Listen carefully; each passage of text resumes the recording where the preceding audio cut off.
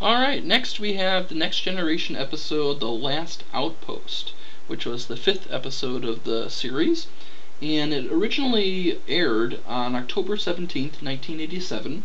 It was written by Herbert Wright, and the story was by Richard, and I'm going to butcher this last name, but Krasemian, and directed by Richard Kola.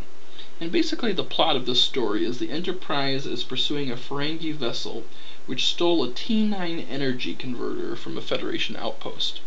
And the significance of this mission is the Federation has not seen a Ferengi in a very long period of time. So they have no idea what they look like, which reminds me a lot of the original series when the Federation first encountered the Romulans and they didn't know what Romulans looked like. So there's some parallels with the original series again here.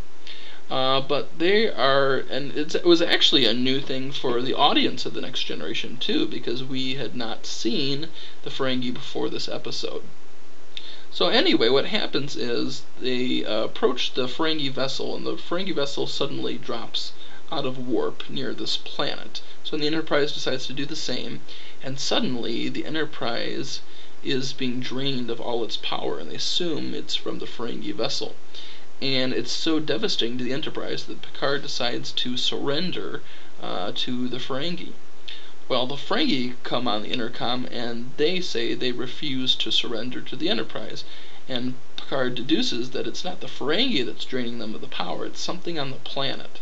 So he asks the Ferengi captain if they'd like to work together in both sending men down to the planet to discover what's going on.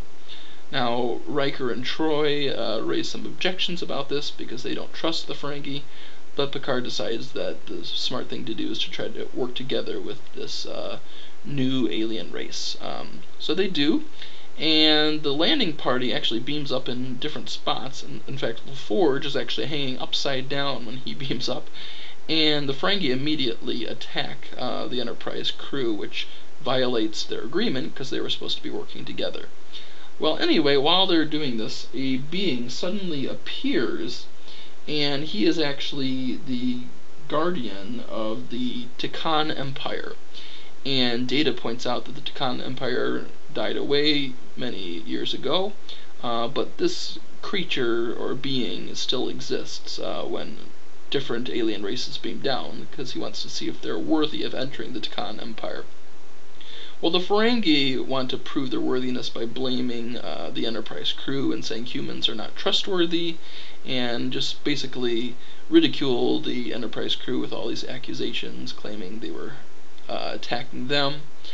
And so the being puts Riker to the test, and he swings this huge axe, and Riker decides not to resist to show he's non-violent and that humanity's peaceful, and he passes the test, and he becomes worthy of the Empire. Whereas the Ferengi are revealed that they are liars and just trying to manipulate the situation.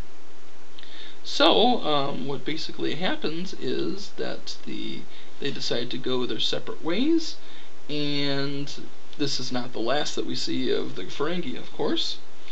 And I personally think that this was, it's still obvious that it's a first season episode because the writers and the actors are still trying to find their way a little bit, and I come from a biased reaction towards it because I've watched so many Star Trek episodes before. So if I had to look at this fresh and I had not seen any other Star Trek episodes except for these, I'm not sure how I would feel about the Ferengi. The Ferengi aren't being, what am I trying to say? They're not aliens who are necessarily a powerful or threatening group, but they do look very interesting, and they have a cunning and the ability to lie. So I think that makes them a different kind of alien race and different kind of quote-unquote villain, if you will.